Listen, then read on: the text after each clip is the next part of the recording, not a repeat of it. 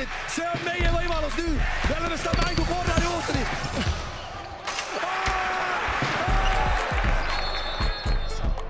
Saadet toetab EpicBet, sinu lemmik kihlveokontor. Kas poleks tore, kui sisse kukuks kõik visked? 5. veerandajal tabab märki iga öeldud sõna. Tervist, head korvpallisõbrad, umbes 1,5 kuud on meil siin lausa pausi olnud, natuke liiga pikaks oleme selle aja venitanud, aga nüüd oleme jälle leidnud mina Rasmus Voolaid ja kaassaatejuht Tiit Liblik aega siia stuudiosse astuda. Tere ka minu poolt, jah. Vahepeal on palju vett merre voolanud, olümpia oli vahepeal, sai ka väga palju korvpalli ikkagi tarbitud, korvpalli sees elatud ja me ju tegelikult käisime koos Rootsis Eesti koondisele ka kaasa elamas. Koos ei käinud, koos tulime ainult. Koos tulime, jah. No ütleme, et koos olime. Üle tribüüni, seal kuskil üleval sind näha oli. Ja sellest jäi nagu väga hea mälestus, väga äge kogemus oli. No see teine mäng ei olnud nii tore enam. Ja tegelikult selle teise mängu valguses, mis siin praegu ka veel natukene saba lohiseb siin järgi, olemegi kutsunud tegelikult ühe Eesti juhtiva eksperdi sellel teemal rääkimast, et teise mängu puhul on palju tulnud jutuks need psühholoogilised pooled ja selleks olemegi siia kutsunud Gerdu Leneari. Tervist! Tere! No alustuseks küsime, et sa ei nimetanud spordipsühholoogiks, vaid mõttemusklitreneriks. Mis on nende kahe asja vahe ja mida see mõttemusklitrener siis täpselt nagu tähendab? Võib-olla ma siiski korraks alustaksin veel sellest, et tegelikult mina olen ise ka endine profikorvpallur ja kui mina korvpalli mängisin, siis mina ei teadnud seda, et oma aju või siis nagu mulle meeldib nimetada mõttemusklit on samuti võimalik treenida. Ja võib-olla see on ka põhjus, miks ma täna teen seda, mida ma teen. Ja see mõttemusklitreener, ma ütleks, et see tegelikult tulenebki pigem ingliskeelsest väljendist mindset coach. Ehk et ma aitangi siis peamiselt profisportlastel treenida seda osa iseendast, mida nad tõenäoliselt siiamaani ei ole osanud treenida või siis seda kõige vähem teevad. Ja kuidas ta erineb spordipsühholoogiast, võib-olla siis eelkõige selle läbi, et ma olen lisaks õppinud ka sellist keerulise nimega metoodikat nagu neurokodeering, mis ongi siis protsess, kuidas enda närvisüsteemi treenida samuti selliselt, et see seisund, mis sind kõige rohkem pingelises hetkes aitab, tuleks kõige kiiremini esile ka siis läbi sellise kehalise ankurdamise, kui nii võib öelda, et see võib-olla siis on see üks nüanss, mida ma olen siis toonud siia. Aga sobib, kui vahepeal viitame ka sinule kui spordipsühholoog, et see ei ole mingisugune tabusõna või halb väljend, et kui see lipsab üle huulte?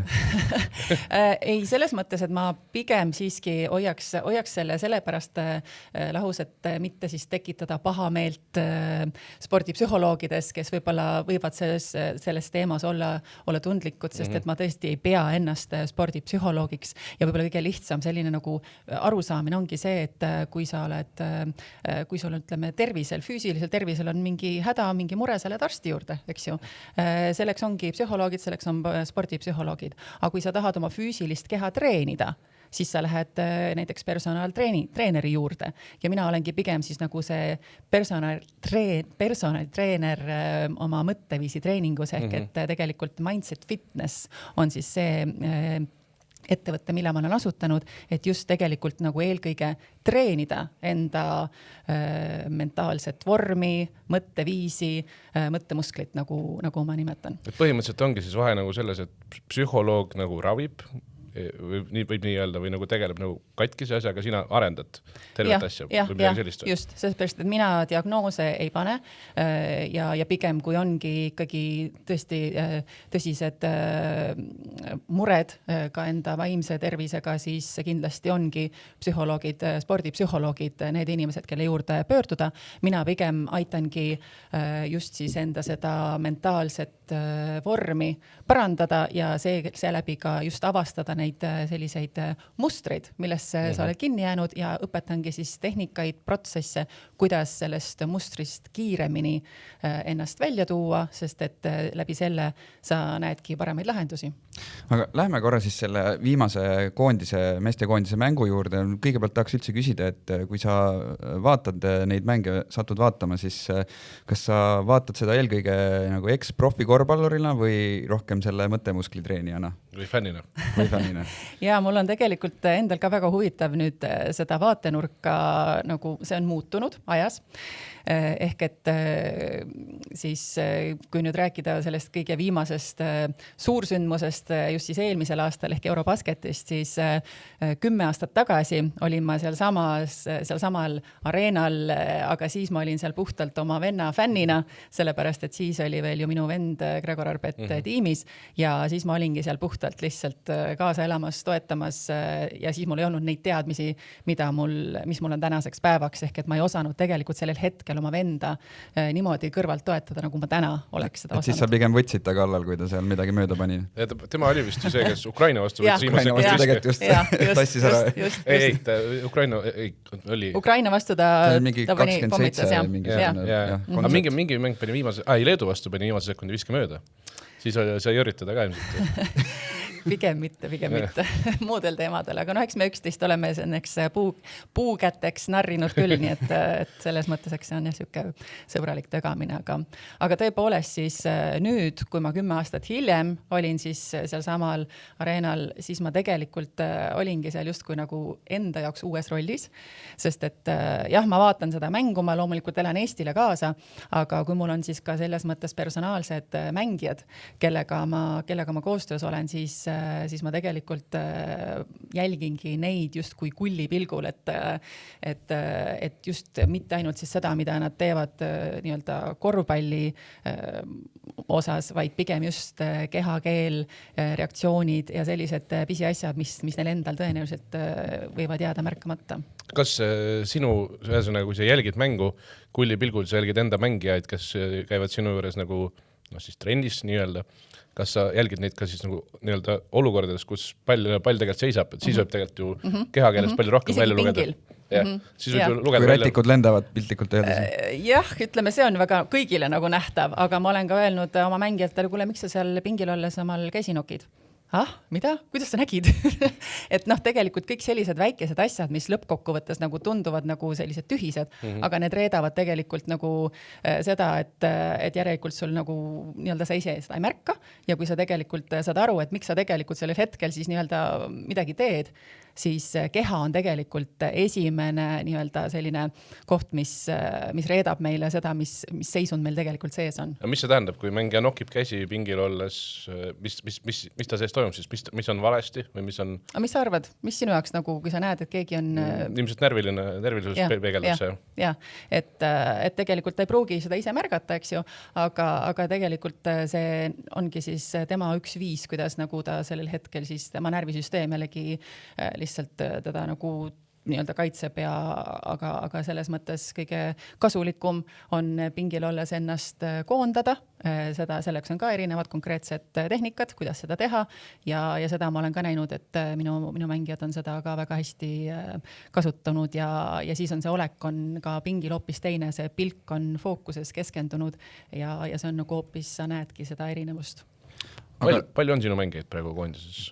Konatšuk on rääkinud, Hugo Toom on rääkinud, Hermet ka vist, ei ole või? Ta tegeleb ise kuidagi muul moel siis selle sama teemaga. Ütleme nii, et need nimed, kes siis nagu avalikult on läbi käinud, nendega on meil siis kokkuleppe omavahel sõlmitud, et me võime siis nii-öelda jagada seda meie koostööd, aga on ka mängijaid, kellega meil on siis selline konfidentsiaalsuse kokkuleppe, et ma siis eelistan sinna ka jääda.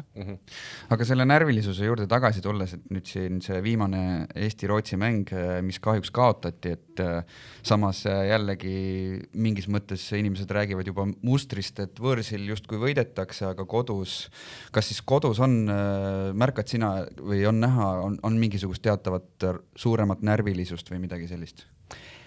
Ma vastaksin sellele võib-olla siis niipidi, et jah, ma tõepoolest olen ka lugenud siis neid erinevaid arvamusi, et mis see võib olla põhjuseks ja see muster, ma olen nõus, et tõepoolest siit joonistub välja mingi muster, kuid selle koha pealt jälle mina ütleks seda, et tegelikult see, kuidas see närvisüsteem pingelises olukorras reageerib, see tegelikult on täiesti normaalne reaktsioon, sellepärast, et kui aju tunnetab ohtu, aju peamine ülesanne on tegelikult ju meid kaitsta. Aju peamine ülesanne ei ole olla korvpalliväljakul ja visata sisse kolmeseid, vabaviskeid ja nii edasi, eks ju. Aju ei tee selles mõttes sellel vahet, tema tahab siin selle ohu eest kaitsta. Ja kui nüüd sellisel hetkel, kus see saal on täis ja seal on 6000 inimest, kodupublik aju jaoks, see tegelikult on justkui nagu teine keskkond kui see, et sul on 6000 inimest, aga need on sinu jaoks piltlikult öeldes võõrad. See on nagu kummaline, et teistpidi need inimesed justkui on sinna tulnud vaatama ja toetama, et elama sulle kaasa, andma võimalikult palju positiivset energiat publikust, et see kuidas see siis transleerub selleks kaitsemehhanismiks mängijatest siis? Võtta sellepärast ongi hästi keerukas see, et kuna see kõik toimub meil alateadlikult ja teadaolevalt alateadvus juhib meid 95% ajast, mis tähendab seda, et me tegelikult ei tea, me ei ole teadlikud sellest, kuidas meile see päriselt mõjub.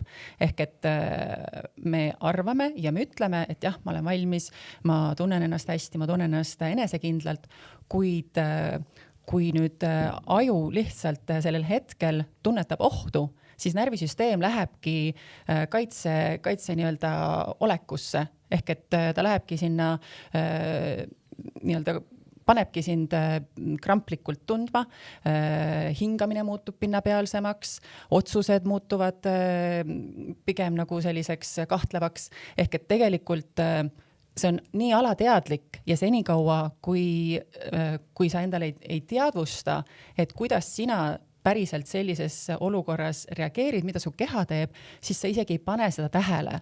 Ja sa tegelikult lähedki sinna endast parimat andma ja ma ei kahtlegi selles, et iga mees seal platsil läks endast parimat andma.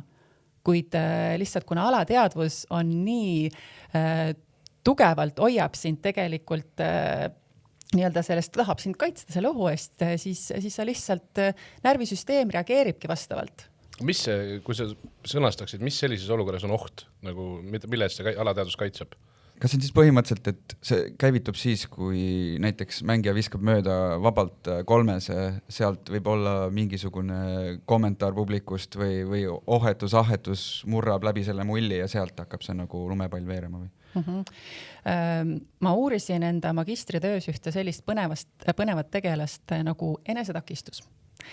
Ja enesetakistus on tegelikult meie alateadlik kaitsemehhanism, millega me tahamegi vältida tegelikult mingisugust sellist ebamugavat emotsiooni, mis võibki olla siis piinlikkus või häbi näiteks.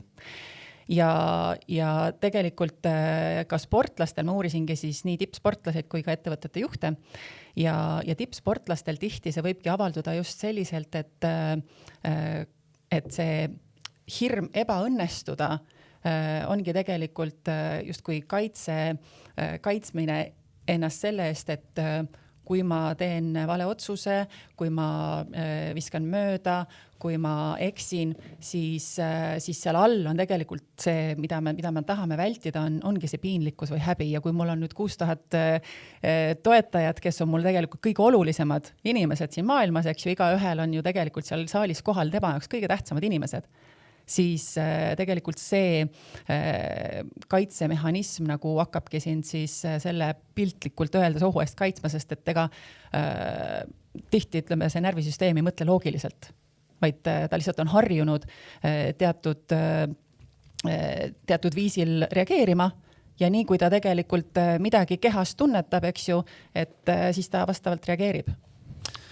Kui me räägime näiteks viske sooritusest justkui, siis kui palju või mis hetkest alates hakkab see piir, kus on küsimus nagu korduste arvus, et sa oled piisavalt palju trillinud seda, sa suudad teatava rütmiga, ütleme 9-10 juhul panna selle kotti sealt, aga mingil hetkel siis 9-10 juhul on päris kõva.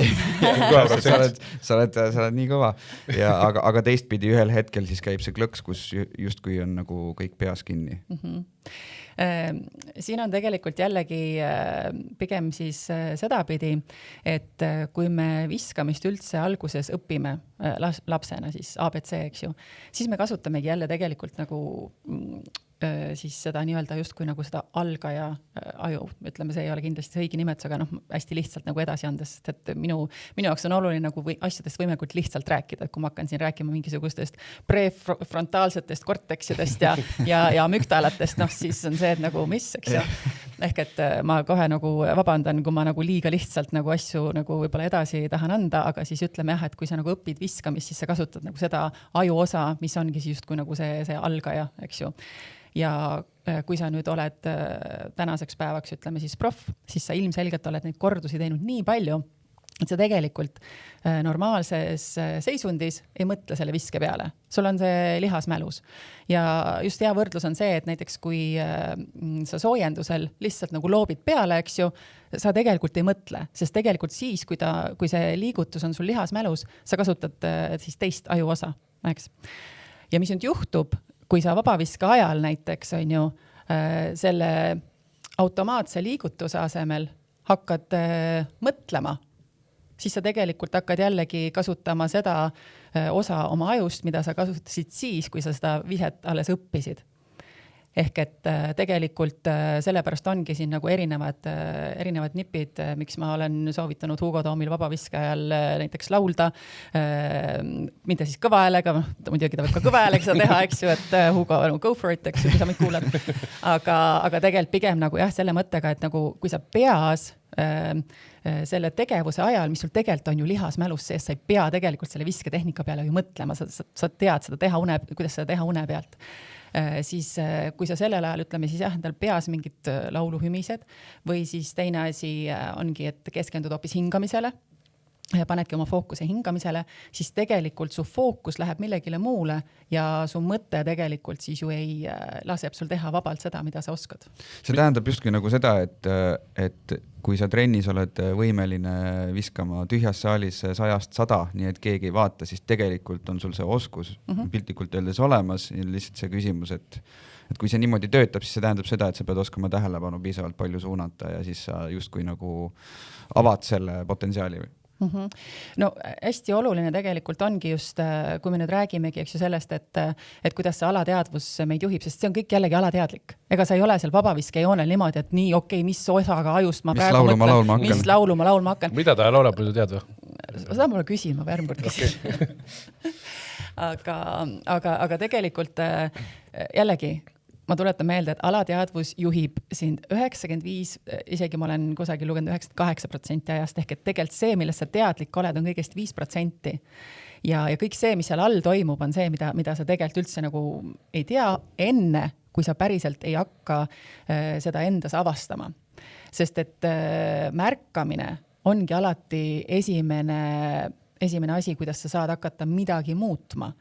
Sest et kui sa hakkad märkama, et näed, et mu keha on esimene koht, mis annab sulle märku, kui sul tegelikult on nagu see närvisüsteem selles stressiseisundis. Ja kui sa õpid seda märkama, siis siin ongi juba need erinevad tehnikad, mida sa saad treenida eelnevalt loomulikult, mitte niimoodi, et mängupäeval sa äkki hakkad midagi nüüd siin hullult hingama ja siis kuigi see ka rahustab sindeks. Aga täpselt nagu ma ütlen, see on nagu nähtamatu musklitreenimine. Et sa lähed jõusaalis ja pumpad, eks ju, seal kangi, sa ei tule esimene kord jõusaalist välja niimoodi, et vaatad, nüüd mul on muskel punnis, eks ju. Täpselt samamoodi on tegelikult siis selle mõttemuskli treenimisega. Üks Eesti treener ütles hiljuti, et kui viskad ühe vabaviske ette rõngasse, teise taha rõngasse, siis ei aita see spordipsühholoog mitte midagi. Probleem on sinus endas. Kuidas sa siuksele lausele peale vaatad? Mulle kõlab just, et see tegelikult on täpselt see asi, mida spordipsühholoog või siis mõttemusklitreener võiks aidata. Mina ütlen oma mängijatele tavaliselt, et jah, nendele tehnilistele aspektidele, mida sa tehniliselt pealt tegema, et ala, kas sul vabaviske vajal on, eks ju, vaja rohkem jalgadest jõudu juurde anda, mida sa pead, eks ju, vaatama, kas see on siis nagu see korvi nagu eesrõngas, ehk et kõik need katsetamised, seda sa peadki tegema trennis ja leidma nagu enda jaoks nagu, mis on see tehniline sooritus, mida sa pead siis, mis aitab sul neid visked hästi teha. Ja nüüd ongi see koht, eks ju, et kui sa seda piisavalt trennis treenid, siis sellega tegelikult sul enesekindlus suureneb, sellepärast, et sa näed, et sa oled võimeline seda tegema. Ja nüüd oskus ongi see, et just siis nagu mänguhetkedel tegelikult lülitada see mõtlemine välja ja teha seda, mida sa tegelikult oled nii palju kordusi teinud ja mis sul tegelikult on juba lihasmänus. Kas siis on piltlikult öeldes, kui saad 300 joone taga palli, siis sa ei tohiks kordagi, peaks selline tunnel vision, ma ei tea, kas eesti keeles on selline väljend olemas, et midagi sellist ja siis kuidagi kulged seal kuskil oma tsoonis justkui ja ei lasegi nagu midagi ligi. Ja, see on tegelikult väga õige tähelepanek, sellepärast, et kõik kui me räägime korvpalluritest praegu, eks ju,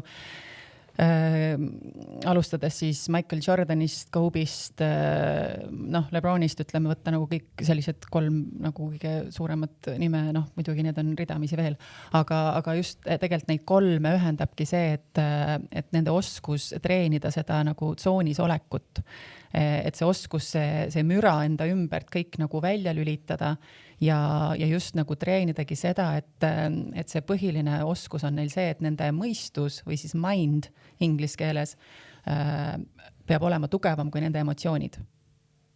Ja seda oskust on võimalik endast treenida, sest et emotsiooni, sest kuidas me üldse, kui me räägime hästi lihtsalt, kuidas me inimestena funktsioneerime sõltumata sellest, kas sa oled korvpallur või sa oled spordiajakirjanik. Tegelikult me kõik toimime sarnaselt.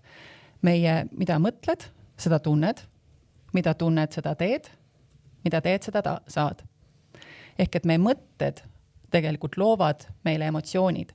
Aga kuna see kõik on jälle alateadlik, siis sa ei märka oma mõtteid, vaid sa alles tunned seda emotsiooni, mis sul sisse tuleb, eks ju, et kas sa siis tunned ennast enesekindlalt, kas sa tunned rahulikuna, kas sa tunned ärevust, mis iganes see on. Aga see emotsioon on alguse saanud sinu mõttest. Ja kui sa nüüd saad nagu sellest aru, et kuidas nagu hakata oma mõtteid ise juhtima, siis see on tegelikult see viis, kuidas sa saad hakata rohkem ka enda seisundit teadlikult muutma, kontrollima, mis läbi sa tegelikult saadki otsustada, millele sa fookuse paned ja läbi selle, mida sa siis endale ligi lased ja mida sa nagu hoiad eemal. Kobe'ist juba tuli juttu, siis tal oli see hästi kuulus termin mamba mõtteviis. Kas, kui palju seal nagu on ka mingit nagu sisu taga sinu jaoks erialaliselt või see oli lihtsalt kuidagi selline uhke loosung? Kui palju sa oled nagu Kobe'it nagu, kuidas tema nagu toimis väljakul? Palju sa oled seda Eestisse ka saanud üle kanda näiteks? Ma enne seda küsiksin teilt seda, et kas te teate fun facti Kobe ja siis ütleme Kobe seosest minuga? See on kuidagi ilmselt USA-ga seotud. USA ülikooliga mingil... Mina ei tea see nagu tegelikult. Ainus fun fact, mis mul alati meelde tuleb, on see fakt, et väidetavalt Kobe Bryant on kuskil öelnud, et John Linehan on üks kõige rajumaid kaitsemängeid, kelle vastu ta on mänginud. Teil on kodutöö tegemata. Nii? Ühesõnaga, minul on olnud au Kobe'ga siis mitte ainult kohtuda ja tutvuda, vaid lausa tema vastu korvpalli mängida siis Adidase tänava korvpalli mingi selline streetball rahvusvaheline turniir. Et siis, kui Kobe oli just NBA-sse jõudnud ja siis tema oli siis koos Tracy McGrady'ga seal siis Adidase esindajad, sest alguseks ju Kobe oli Adidasega oli tal siis diil ja siis tal toimus 2 show-mängu, üks oli poiste vastu, teine oli tüdrukute vastu ja siis minul koos ühe teise minu tiimikaaslasega Eesti neiuga siis õnnestus saada valituks ja Kobe vastu siis täitsa platsil mängida. Päris kõva fakt. Võtsite rajalt maha ikka? Muidugi. Linehan sinult õppiski. Just. Yeah. Aga tegelikult jah, ütleme siis ilmselgelt sel hetkel ma ei osanud Kobe'ilt midagi sellist küsida, mida ma oleksin küsinud täna temalt, sest ma olen tõepoolest Kobe mindseti ja seda Mamba mentaliteeti väga, väga lähedalt uurinud ja tegelikult see ei olegi lihtsalt mingisugune klišee, vaid tegelikult see, kuidas Kobe siis edu saavutas mitte ainult korvpalliväljakul, vaid teadaolevalt hiljem ka, eks ju, ta ju võitis Oscari. Ehk et tegelikult see tema, ütleme, see mentaliteet oligi väga tugevalt seotud just nagu selle mentaalse poolega, kuidas ta iga päev sellega tegeles, alustades siis juba sellest, et kuidas ta oskas enda jaoks, ütleme, nagu need eksimused, ebaõnnestumised ümber mängida selleks, et see on, eks ju, võimalus õppida, areneda. Tema jaoks oligi, kui ta ju selle esimeses play-offis minu meelest tänu temale edasi ei jõutud, siis ta järgmine päev oli, eks ju, juba ju saalis ja Chassi vastu viskas seal ässasid. Ja, eks, et tegelikult ja üks huvitav siuke nagu tähelepanek oli veel, et kuidas ta näiteks koolis õppis ka seda, et kes meil ikka, ütleme siis noores peast, ütleme võib-olla see kuskil tundides nagu viitsib kuulata, eks ju, et ikka on sul mõte kuskil nagu uitamas, on ju. Ja siis, kuidas ta oskas tähele panna, et samal siis päeval, kui tal oli seal koolis selline mõte uitas, oli õhtul mäng, siis mängu olukorras tal läks ka mõte uitama, lasi seal kaitses kellegi läbi. Ja siis ta mõtles, oot, nii ei saa.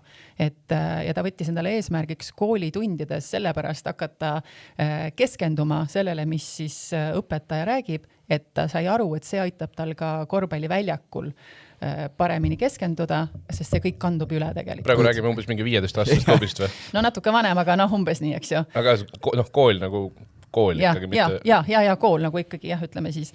Ehk et tegelikult, ja sinna juurde kõik see, eks ju, et kuidas ta ju tegi, eks ju, teadaolevalt 3 korda päevas trenni, ehk siis kui keegi lõpuks 5 aastat hiljem küsiski, et kuidas ma saan hakata tegema seda, mida sina teed, siis ta ütleski, et ei sa võid alustada, aga ma olen sust juba 5 aastat ees, et nagu siin pole nagu midagi teha, eks ju. No mingis mõttes tema on nagu äärmiselt ekstreemne näide, et kell 4 üles viskama seal väga ei maga, on ju.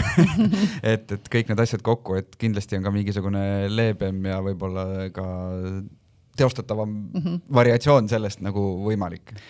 No kõige olulisem tegelikult on sealt nagu just nagu kaasa võtta tegelikult need teatud tehnikad, mida ta rakendas ja need on ka väga palju kattuvad ka sellega, mida mina oma mängijatele õpetan, ehk et üks oluline tehnika Kobe'l oli näiteks mindfulness, mis tundub võib-olla esialgu sportlaste jaoks siuke eks ju, et kujutavad ette, kuidas mungad kuskil istuvad seal mäeotsas ja mediteerivad, eks ju. Aga tegelikult see oli ka tegelikult üks, ütleme siis nagu Chicago Bullsi ja Lakersi eduvõtmed, sest et neil oli tiimi juures oli täiesti nii-öelda eraldi inimene George, ma läks ta nüüd perekonnimi meelest ära, tal on Mindful Athlete raamat on ka kirjutatud veel, võib-olla saame kiiresti guugeldada. Ma proovin guugeldada, praegu oleks arvuti kokku muidugi selle peale. Ühesõnaga, ja mis see nagu mõte on see, et tegelikult... Mumford või? Jaa, just. Et tegelikult see... Mina nimetan seda lihtsalt nagu selliseks nagu hingamisharjutuseks, mis tegelikult sul treenibki aju eelkõige keskenduma olemasolevale hetkele. Sest nagu ma enne rääkisin, et kui sa õpid endas märkama seda seisundit, kus sa oled, ehk kui sa oled, ütleme nagu pingelises olukorras ja sa nagu märkad, et sinu sees on, eks ju, see pinge, sinu sees on ärevus, siis see on see koht, kus sa saad kohe midagi muuta. Kui sa oled õppinud ka sinna juurde, eks ju, et mis siin sellel hetkel aitab seda ärevust, seda pinget maandada, sest see on see hetk, kui sa aru, mu närvisüsteem on praegu selles stressi olukorras, ta arvab, et ma olen jubedalt ohus, eks ju, et siin on praegu mingi tiiger hüppab kuskil põõsast välja, sest et aju on meil ju arenenud juba, ma ei tea, mis mitu aastat nii-öelda 1000 aastaid tagasi, et tegelikult sa pead sellel hetkel märkama, siis sa pead selle muudatuse tegema, et praegu ohtu ei ole ja seejärel sa saadki jälle tegelikult viia endale fookuse selle, mis sind päriselt selle hetkel aitab. Tegelikult ju mingis mõttes on terve Eesti korvpall natuke sellise stressi olukorras praegu, et siin kuulad neid mängujärgseid intervjuusid, mitu korda käib sõna läbipõlemine, siis kas see oli Gert Kullamäe, kes pakkus välja, et võib-olla see professionaalne lähenemine, et kõik on hotellis koos, et võib-olla seal peaks nagu laskma inimestel koju minna, hoopis lähedastega aega veeta, et pakutakse hästi palju ideid, kõik on, keegi täpselt ei tea, mis võib nagu toimida. Otsitakse lahendusi, aga me ei tea, kus lahendus on. Et kuidas siit üldse alustada, kuidas siit üldse edasi minna? Loomulikult lahendusi peabki otsima, seda nimetataksegi siis ju brainstorminguks, eks et see on nagu, need lahendused ongi väga seinast seina, aga tegelikult eelkõige mina, ja see on minu arvamus, eks, et siin kindlasti on nagu keegi, kes võib nagu arvata sama või siis mitte, kuid eelkõige ka siis just nagu sidudes enda siis magistritööga, kus ma uurisin seda alateadlikku enesetakistust. Ja üks peamine selline muster, mis sealt välja nagu joonistus, oligi see, et inimesed, keda ma siis intervjueerisin, kellega ma siis vestlusi maha pidasin, neist keegi ei olnud tegelikult teadlikud sellest, kuidas nad tegelikult ise ennast oma eesmärkide täitumisel takistasid. Sest et kui nad nii-öelda, no näiteks kaks hirmu, nagu ma ütlesin, ma uurisin 2 hirmu süvitsi, üks oli siis hirm ebaõnnestuda, teine oli edukartus. Hirm ebaõnnestuda, ütleme sellised nagu peamised tunnusmärgid oligi siis see, et pigem siis nagu hakatakse asju edasi lükkama, sest et kardetakse just seda, et kui mul nagu asjad ei õnnestu nagu perfektselt, ehk et seal ongi hästi palju seotud just selle tundega, eks ju, et sa tunned seda piinlikkust või häbi, eks ju, et sa siis järsku arvatakse, et sa ei olegi nii hea, eks ju, see on natukene ka seotud sellise impostri või siis petja sündroomiga. Ja see edukartus tegelikult hoopis on siis selline, avaldub sellisel kujul, et sa tahad küll olla edukas, sa tahad olla ambitsioonikas, sa tahad, eks ju, oma karjääris liikuda edasi, kuid jällegi kõik alateadlik, sa tegelikult kardad seda, et kui ma nüüd järsku jõuan sinna järgmisele levelile, siis kas ma ikka olen piisavalt hea, kas ma saan seal hakkama ja kui sa tegelikult kardad, eks ju, kas ma ikka saan seal hakkama, siis hakkad endale seadma nagu väiksemaid eesmärke, mis sul on nagu lihtsam, mille poole sul on lihtsam pürgida. Ja üks sportlane näiteks mul seal samas magistritöös näiteks ütleski, et kui meil see vestlus oli ära olnud, aga nüüd ma saan aru, et miks ma nii kaua nagu lükkasin edasi seda, et ma ei julgenud enda agenti vahetada. Sellepärast, et see agendi vahetus oleks tähendanud seda, et järsku mul tuleb uus agent, mul tulevad suuremad võimalused, vaid ta räägib endale mingit lugu. Ja me kõik tegelikult räägime endaga igapäevaselt. Sa isegi ei märka nagu seda, kui palju sa endaga räägid. Ja me räägimegi endale teatud lugusid. Ja mida rohkem sa endale seda lugu räägid, seda rohkem sa hakkad seda uskuma. Aga täpselt nii, nagu sa oled harjunud ühte lugu rääkima, saad sa seda lugu muuta. Ja tegelikult siit nagu ütleme siis teadlikkus ongi see samm number 1.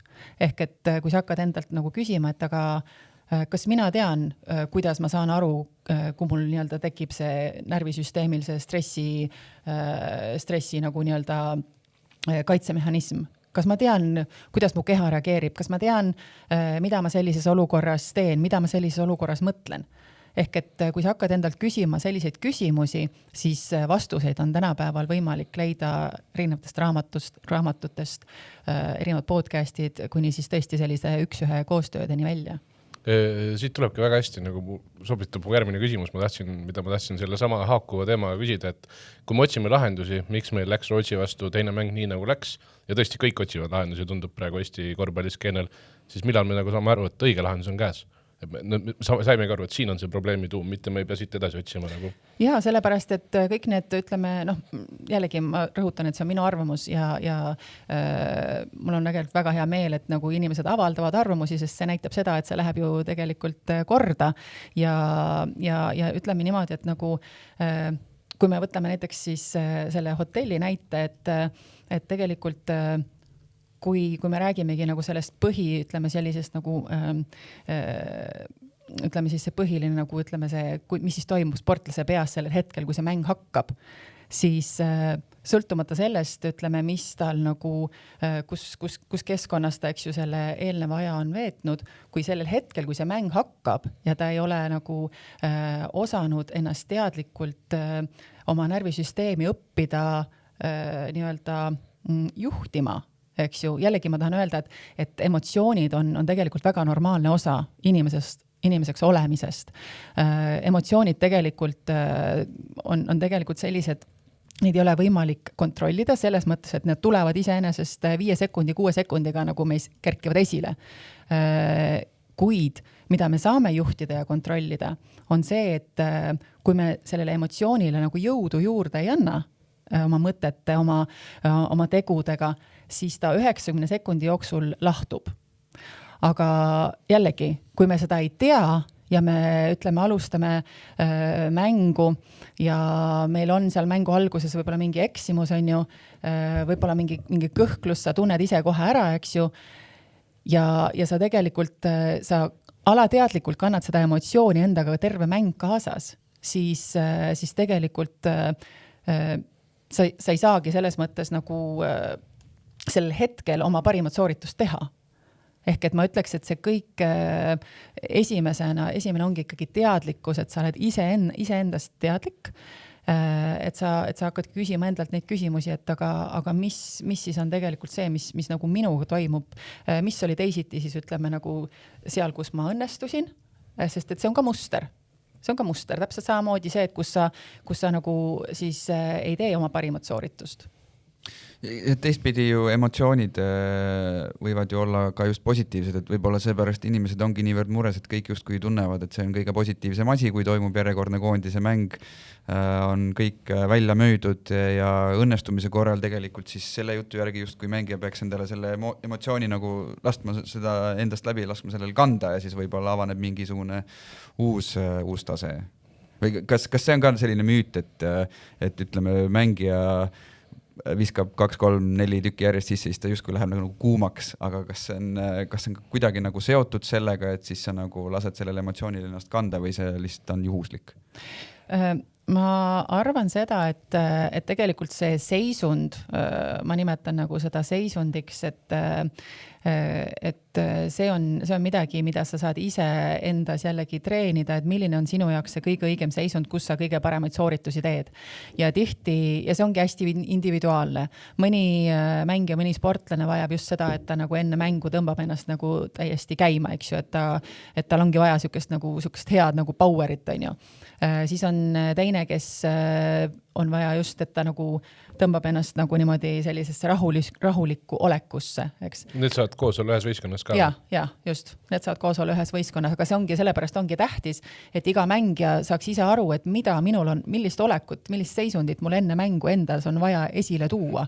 Ja mis on tegelikult teine selline nagu oluline nüanss ja mida ma oma mängijatele olen ka õpetanud ja see on tegelikult ka Kono on seda jaganud ehk et kuidas siis on võimalik endast treenida sellist just seda seisundi muutmist, isegi kui see on midagi, mis ütleme on sinu jaoks kuni selle ajani olnud nagu harjumus. Ehk siis me räägimegi just sellest, et näiteks kui siis, kui Kono mängis eks ju Saksamaal ja ta alustas mängu esimesel poolel, eks ju viskas vist 4 punkti ja see oli tema jaoks eks ju muster senikaua, kui ta ei olnud õppinud, mida saab teistmoodi teha, eks ju, et kui ta pooleks nagu ei olnud mäng nagu enesekindlalt alanud, siis see kandub edasi ja see ongi tegelikult see, millest me rääkisime enne, eks ju, et see emotsioon ongi alateadlik, ta kandub edasi ja sa mängu lõpus mõtled, et mis nüüd juhtus, eks.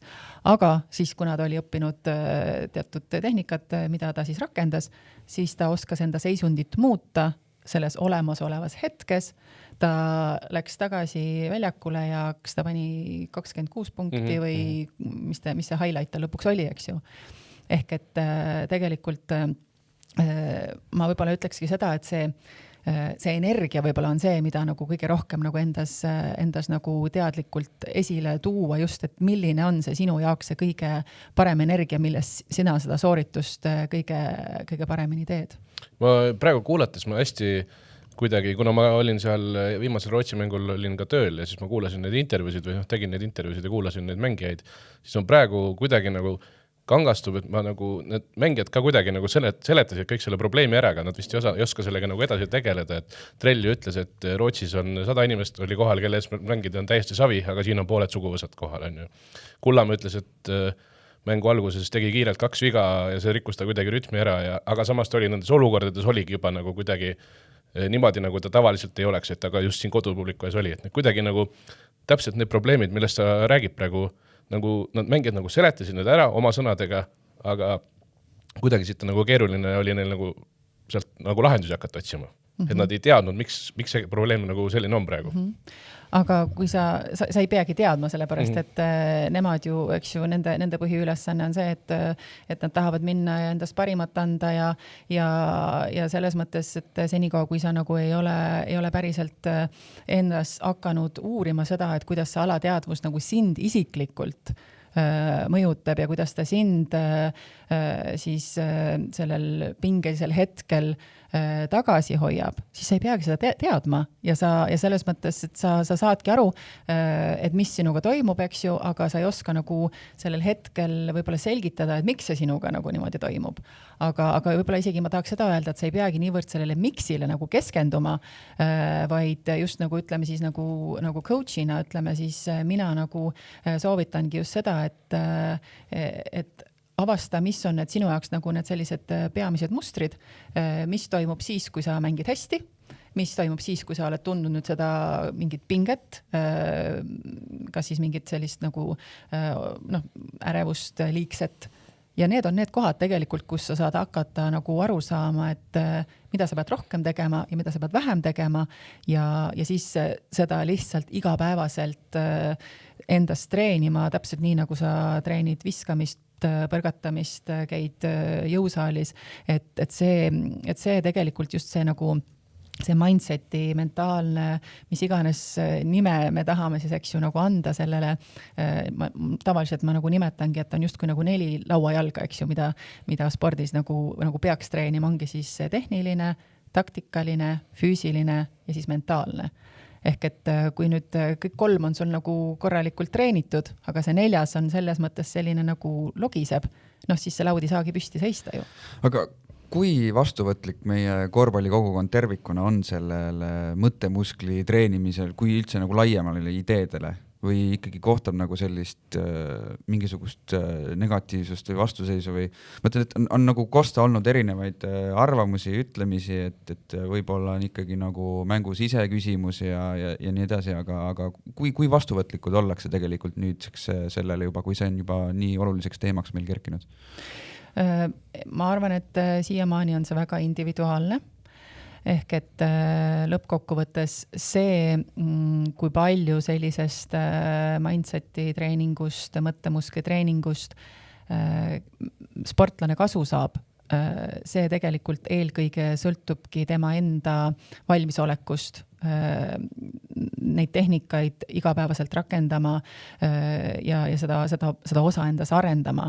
Sest et minu töös on olnud ka kogemusi, kus ma nagu tajun ära, et sportlane tegelikult ei panusta maksimaalselt ja siis tegelikult see tulemus ka on vastav versus siis näiteks keegi, kes siis tegelikult treenib sama aktiivselt oma mõttemusklit, kui ta nagu treenib ka ütleme kõike muud, siis sellisel juhul need tulemused päriselt on ka eelkõige tema enda jaoks just nagu nii-öelda, ta tunneb ennast rohkem nii-öelda kindlamalt, sest et ta teab just seda, et tema saab igal hetkel tegelikult ise seda seisundit muuta, ta saab tegelikult läbi selle ikkagi ise nagu ennast juhtida, et hästi palju tegelikult teinekord pannaksegi fookus valesse kohta, välistele faktoritele, eks ju, alustamegi siis nagu ütleme, kas siis kodupublikust, kohtunikud,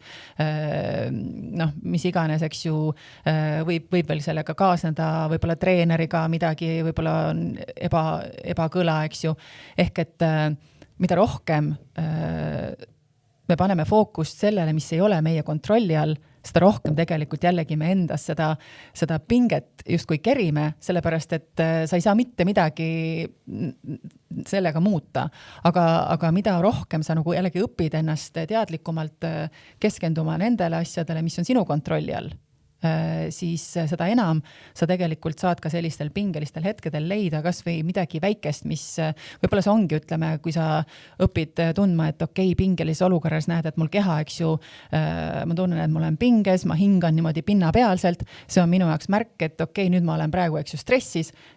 Ainuke asi, mida ma sellel hetkel teha saan, on lihtsalt hingata. Sügavalt sisse välja hingata, sest jällegi see on see viis, kuidas me aktiveerime oma vaagusnärvi, mis omakorda tegelikult rahustab siis ka meie seda sümpaatilist närvisüsteemi.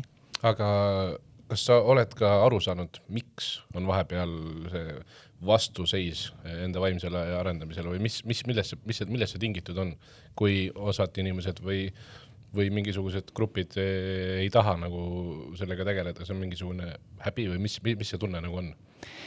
Ma arvan, et see eelkõige olenebki inimese enda sellisest võib-olla siis mõtteviisist ka, jällegi selles mõttes mõtteviisist, et tegelikult selle kohta on lausa ju Carol Dweck kirjutanud raamatu ja seda teemat on väga süvitsi, mina olen uurinud, on siis growth ja fixed mindset ehk et ongi nagu siis arengule suunatud ja siis nagu selline kinnistunud mõtteviis. Ja jällegi, ma olen nagu mingisugune see, mis iganes see vanasti oli see katkine plaat, eks ju. Jälle ütlen, et see on jälle meil alateadlik, sellepärast sa ei teagi, eks ju, et sa mõtled ühtemoodi või teistmoodi, aga tegelikult kui sul on siis see arengule suunatud mõtteviis või see growth mindset, siis sa tegelikult tahadki leida võimalusi, et okei, mida ma saan veel teha selleks, et näed, et nüüd ma selles Rootsi mängus, eks ju, mängisin nagu oma potentsiaalile nagu nii-öelda nagu mängisin oma soorituse välja ja nüüd 2 päeva hiljem, eks ju, ma ei mänginud, et nagu mida ma saan veel teha, eks. Versus see, et kes siis see kinnistunud mõtteviis ongi see, et ju siis nii on, ju siis ütleme, ja hakkabki leidma nagu põhjuseid kõikidest nagu välistest faktoritest, eks ju, ju siis on, eks ju, see, et ma ei tea, mis iganes need kõik muud tegurid, eks ju.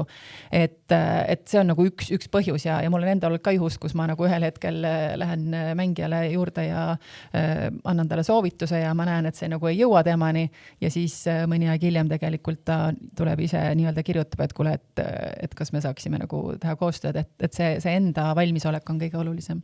No siis sa teinekord jagad tasuta niimoodi, et kui... See oli, päätsin seemne, et sealt hakkab vastu tulema, tasuta seeme, aga see hakkab tulema tagasi. Ma lihtsalt selle koha pealt olen ise, ma ütlen, et kui me enne ka rääkisime, et tegelikult kui ma korvpalli mängisin, eks ju, et ka päris pikalt Auburn University's ja hiljem siis, eks ju, Eesti koondises 10 aastat Hispaanias mängisin.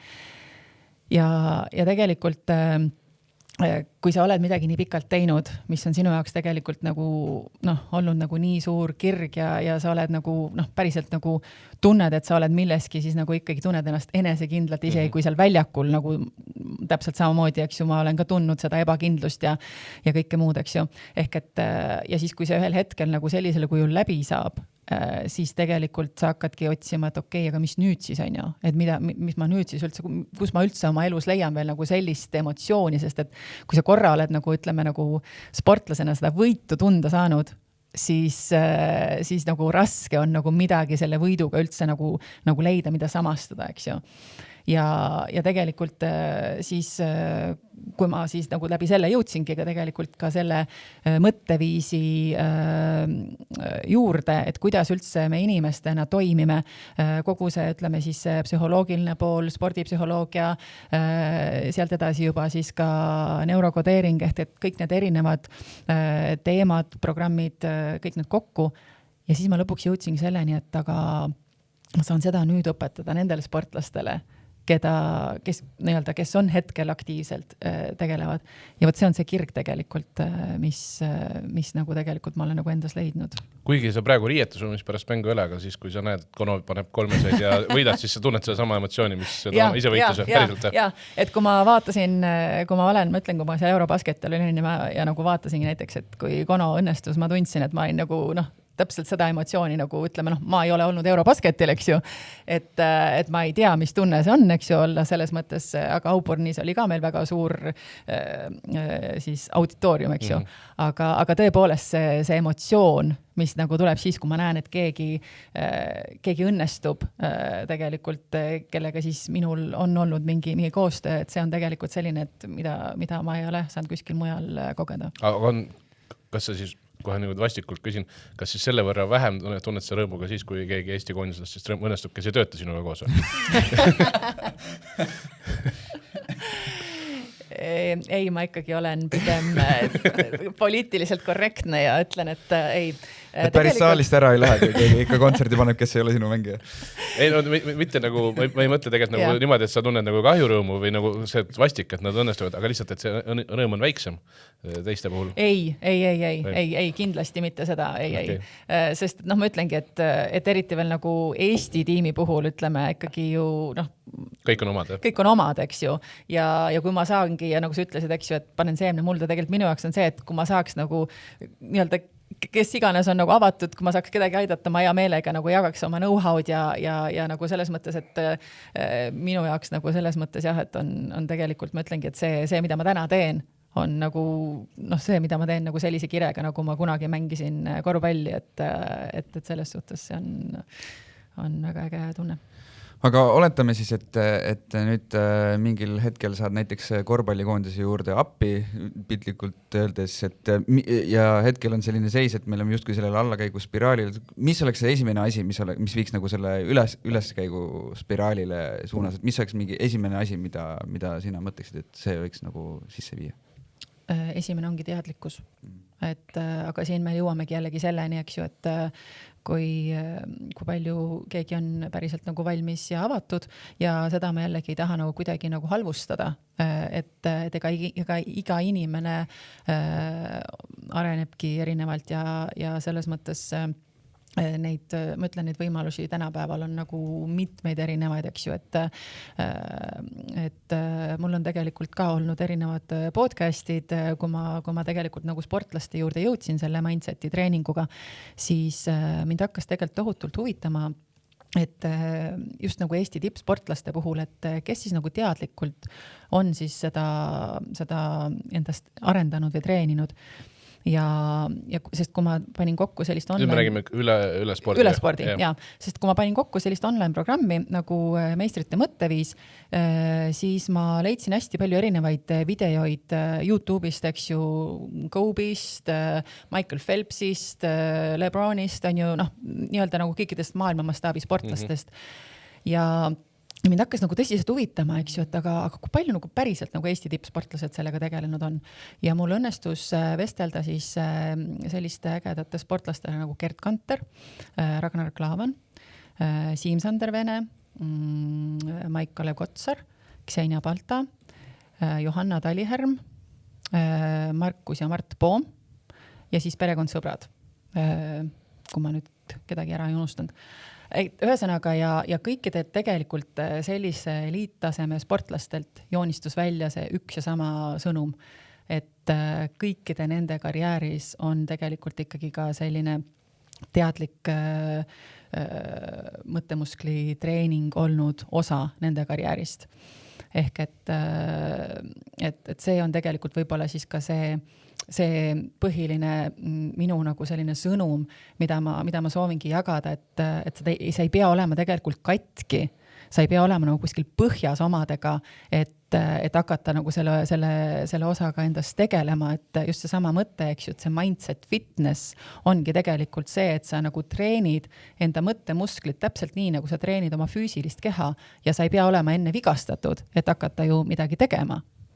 Mul on selline küsimus selle jätkuks, et kas see tunnetus peab paika, et eestlastel justkui oleks sellist tööd rohkem vaja või sellist lahendust rohkem vaja või on see nagu rohkem pigem müüt? Et on räägitud justkui, et eestlane on iseloomult alalhoidlikum, võib-olla ei ole sellist tapja instinkti.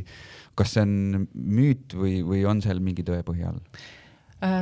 Minu kogemus on see, et need sportlased, kellega mina täna koostööd teen, nad on tegelikult minu arust nagu väga inspireerivad ja ambitsioonikad just selle koha pealt, et mina näiteks nende vanuses kindlasti ei oleks olnud avatud sellistele teemadele, mida ma täna ise edasi annan.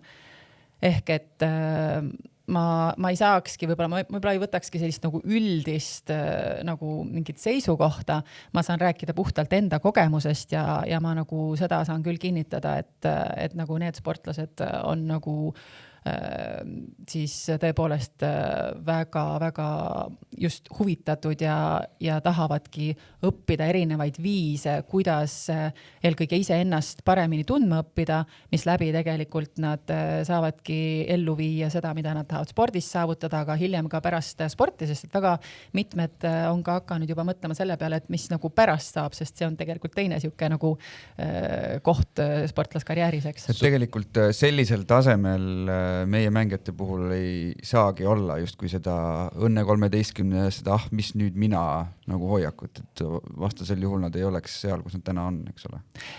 Jaa, sest et kui me nüüd räägime nagu sellisest teadlikust identiteedi treenimisest, siis see on tegelikult ka üks osa, mida näiteks mida mina siis enda koostöös palju teen, just selles osas, et esiteks jällegi üks on see, keda sa nagu treenid ennast nagu sportlasena, eks ju, et mis on see identiteet ja kõik algabki tegelikult sellest, et mida sa enda kohta usud.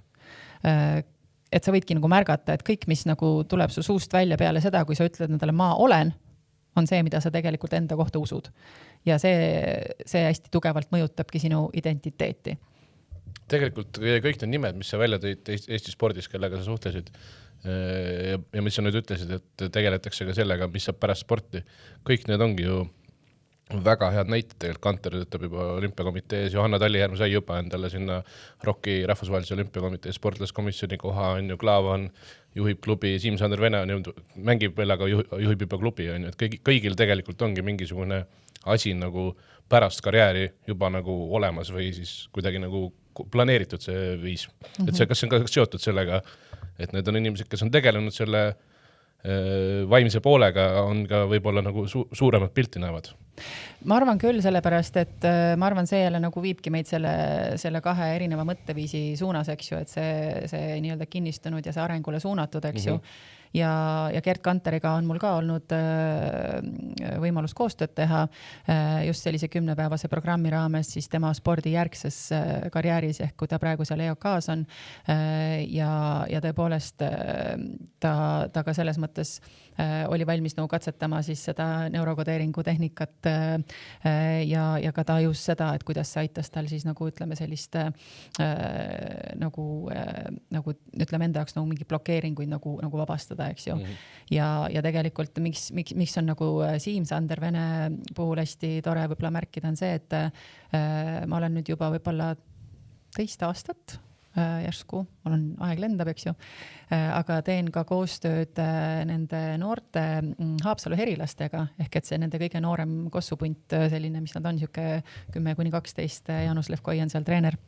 Ehk et iga sellise 2 kuu ma käin neil trennis külas, me teemegi jälle mindset fitness trenni, nad on õppinud pitsa hingamist, mis aitabki, eks ju, rahustada ja tegelikult see on just nagu ka Siim-Sanderi poolt tegelikult selline hea suund, et võt see on see koht, kus ma ütleks, et me paneme selle seemne mulda, sest et kui juba lapsed nagu kasvavad ülesse selle teadmisega, et see on üks osa spordist, aga tegelikult kui me räägime nagu elust üleüldse, eks ju, et mis nagu, ja kui nad õpivadki, et näiteks sama mingisugune hingamine, see pitsa hingamine, mida ma olen õpetanud, aitabki neil nagu rahuneda, siis see ongi see viis, kuidas tegelikult tekib see huvi, et okei, et aga mida ma veel saaksin õppida, et tegelikult ma ei peagi kogu aeg nagu tundma ennast kuidagi niimoodi pahasti, eks ju, et tegelikult seda saabki erinevate tehnikatega endas nagu arendada. Aga kuidas lapsed sellele reageerivad? Sellega on mul üks tore lugu. Ka mina olen olnud korvpallitreener ja olin ka siis selliste lasteaia viimane rühm, 1. klass. Ehk see pitsa hingamine on tegelikult selline lihtne viis, kuidas õpetadagi siis eelkõige lastele, aga ka täiskasvanutele olen seda sama sõna ja sellist tehnikat nagu kasutanud, just sellist nagu sügavat sisse välja hingamist.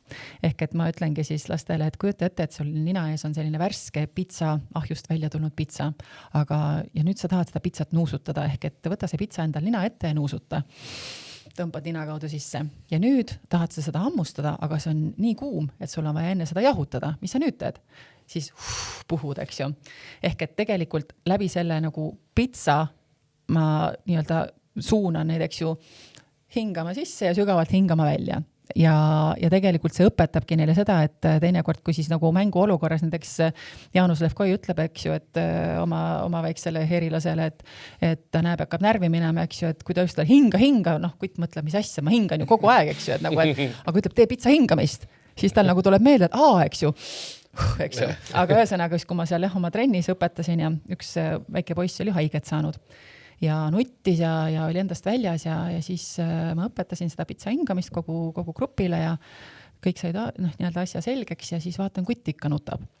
Küsin, et mis juhtus, et ei toiminud või? Toimis küll. Ma ütlen, aga miks sa siis nutad? Aga mulle pitsa ei maitse. Okei. Aga mis sulle siis maitseb? Sushi hingamist. Mulle maitseb hamburgerid. Ma ütlesin, davai, tee sina siis hamburgeri hingamist, on ju. Vahet pole, on ju. Aga kas sa võid kinnitada või ümber lükata, aga et kas mõni Eesti koondise mängija, ütleme, et sa näed pingil, et mõni Eesti koondise mängija hoiab justkui nagu kahte kätt niimoodi ja siis teeb seda hingamist, et kas sa võid kinnitada või ümber lükata, et siuke asi on toimunud? Ütleme niimoodi, et see lõppeesmärk selle harjutuse juures on siiski see, et sa nagu neid käsi ei pea endal siin nina ees hoidma. Et suudadki ilma pitsata? Et järgmine aken, ma lihtsalt mõtlesin, kas ma nagu jälgin, et kas keegi hakkab ahjust seda Hawaiid välja võtma. See ei ole see koht, et ma pean kahjuks pettumust valmistama siin kohal sulle, et see ei ole see koht. Järgmine küsimus oleks olnud, kas pigem hingatakse ananassiga pitsat või ananassiga pitsat? Üks asi, mida ma olen näinud, mis on ka kindlasti sinu õpetus või vähemalt sellega seotud kuidagi, on see, et Konatšuk teeb pai endale kogu aeg. See on ju ka vist teie asi, on ju. Sellest ta rääkis ka siin saates, aga räägi, kuidas selleni jõudsid? No see on tegelikult jälle, tuleneb sellest, et sportlased eelkõige on hästi nii-öelda enda suhtes väga nõudlikud. Nagu tegelikult paljud ambitsioonikad inimesed. Ja tihti tegelikult me tunnustame iseennast alles siis, kui me teeme midagi hästi, eks ju, kui me viskame sisse, kui me võidame, kui me teeme, mis iganes, eks ju, on, et me teeme niimoodi, et sa tunned, see oli hästi, et siis on nagu hea, on ju.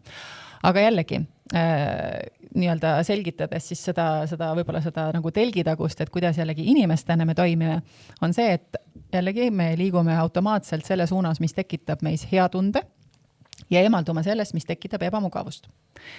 Ehk et olukord, kus sa näiteks oledki siis nagu peale visanud, aga viskad mööda ja sa ütled endale midagi, et mida iganes, ma siin võib-olla peaks panema see piip, eks ju selle peale, aga siis tegelikult automaatselt see tekitab sul jällegi kehas su närvisüsteemile nagu ebamugava tunde. Ja aju küsib 2 küsimust selle hetkel, mis just juhtus. Ma võtsin viske peale, panin viske peale ja see pani mind niimoodi halvasti tundma ja ta ütleb, okei, siin on oht, ärme seda enam tee. Ehk et ma ütlengi, et sellel nagu siin puudub loogika. Tema tunnetab, et näed, et siin oli oht, sa viskisid mööda, sa pani sind halvasti tundma, ära seda rohkem tee. Aga kui sa nüüd jällegi õpetad enda närvisüsteemi sellistel hetkedel, kui sa oled selle viske peale pannud ja ütled endale, läheb, patsutad ennast õlale, sest kui sa mõtled nüüd selle peale, et kui sul näiteks, ma ei tea, lähed kedagi tiimikaasast näiteks nagu julgustama, et ütled, pole hullu, läheb. Lähed ju teinekord patsutad õlale ja ütled, just pärast mööda läinud visati. Just, pole hullu, läheb, eks ju. Aga kui sa nagu sellel hetkel patsutad ennast õlale ja ütled, pole hullu, läheb, siis jällegi see saadab su närvisüsteemile signaali, et kuule, see tekitas hea tunde. Aju küsib, mis just juhtus. Ma võtsin viske peale, okei, aga ma sain sellest tunnustust ja mul tekkis hea tunne, okei, ma teen seda uuesti. Eks? Aga siis on muidugi ka veel sellised persoonid olemas nagu Aleksei Tammiste, eks ole, kes mingi mäng, täpselt ei mäleta kelle vastu, aga viskab mitmeid kordi mööda ja siis võtab ikkagi viimase viske ja see osutub võiduviskeks, eks ole. Et eks ta on individuaalne, aga sellisel persoonil siis justkui sellist sisekaemuslikku konflikti ei teki. No, aga Michael Jordan on ju ka selles mõttes öelnud ju, või isegi YouTube'is on üks video, mida ma olen ka just lastele jaganud, et päeva lõpuks tegelikult ta on ju ka korduvalt visanud mööda, võtnud viimase sekundi viskeid, eksinud ja tegelikult mis lõpuks nagu meelde jääb, ongi need visked, mis ta siis nagu ära paneb. Et tegelikult see ongi jälle see koht, kus tulebki enda peas see eksimine ja ebaõnnestumine jällegi nagu ümber flippida, ehk et see mindseti nagu muudatus on selles, et me oleme harjunud seda, et jällegi nagu see tuleb meil kaasa siin nagu põlvest põlve, eks ju, et justkui see ebaõnnestumine on nagu mingi halb asi, on ju. Et jällegi, et see ju on nagu tekitab meis sellise ebameeldiva tunde ja siis on selline tunne, nagu me ikkagi ei oska piisavalt hästi ja nii edasi ja nii edasi. Aga jällegi, kui sa nagu flipid selle enda jaoks ümber ja võtadki enda jaoks nagu selle, et okei, see ebaõnnestumine tegelikult annab mulle võimaluse näidata, mida ma pean nagu veel paremini õppima, arendama, tegema, siis jällegi see on üks viis, kuidas sa saad nagu endalt nagu selle ebaõnnestumise osas pinge maha võtta.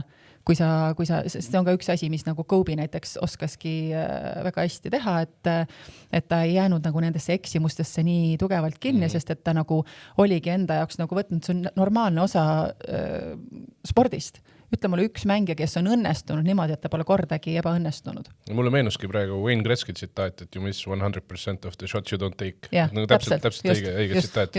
Aga mõnel mängijal ikkagi siis mingis mõttes on selline eelsoodumus, kas siis ise jõuda selleni väga varajases eas või omandada see kuidagi, mõelda lahti, et ma arvan, et võib-olla päris paljud suured nimed, kes just ütleme aastakümnete taguseid, et siis ilmselt nemad ei ole nagu sellist professionaalset abi sellel teemal just saanud.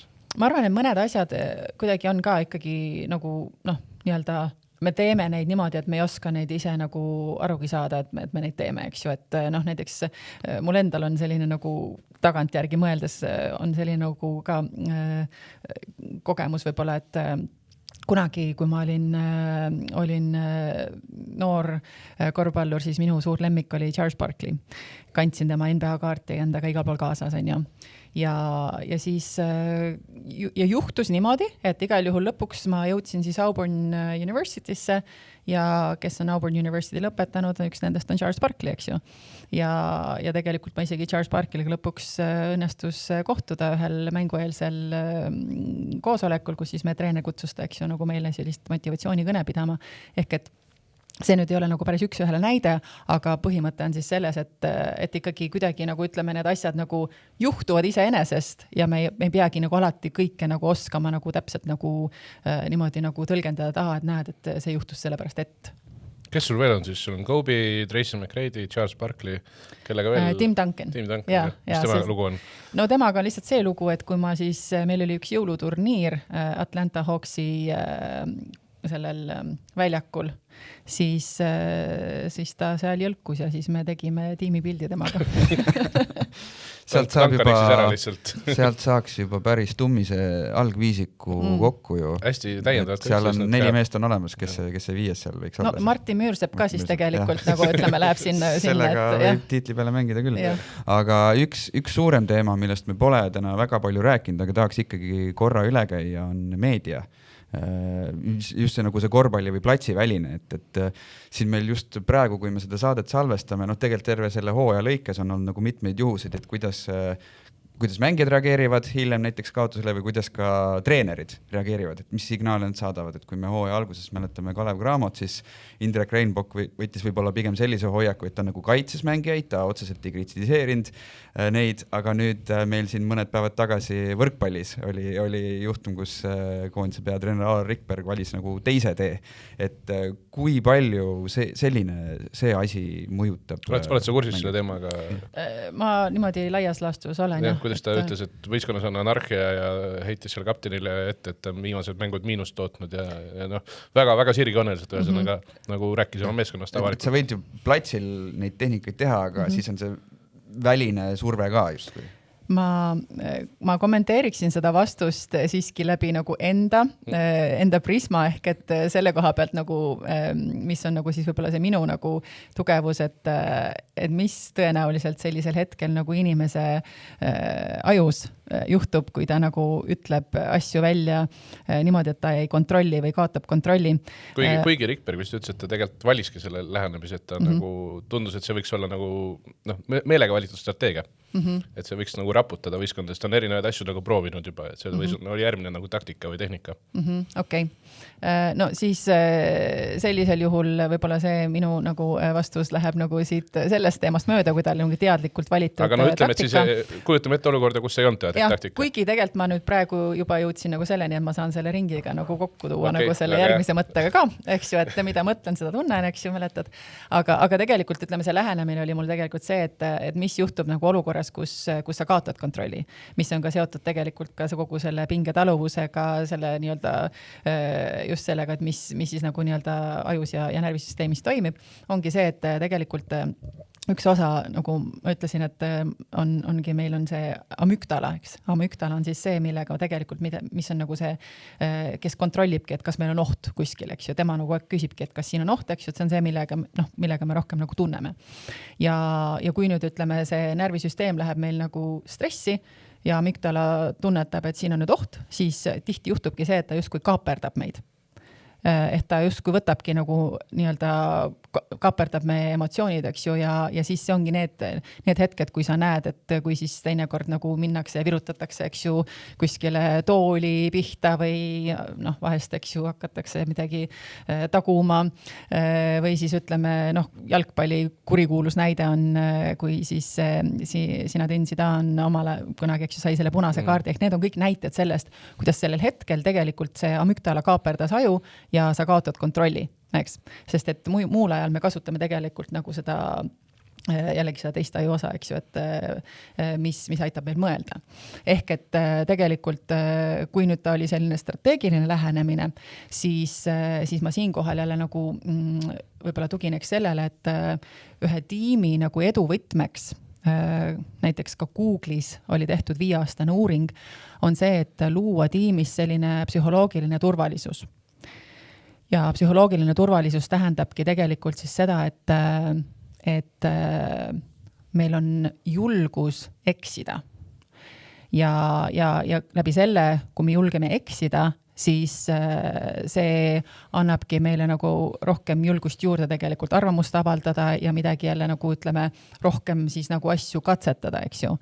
Ehk et lihtsalt nagu praegu seda nii-öelda siin peas nagu mõeldes mulle tundub, et see nagu pigem ei tekita sellist psühholoogilist turvalisust. Aga kas sina kuidagi valmistad ette või koolitad oma mängijaid ka kuidagi meediast kõlava läbi filtreerimiseks või midagi sellist?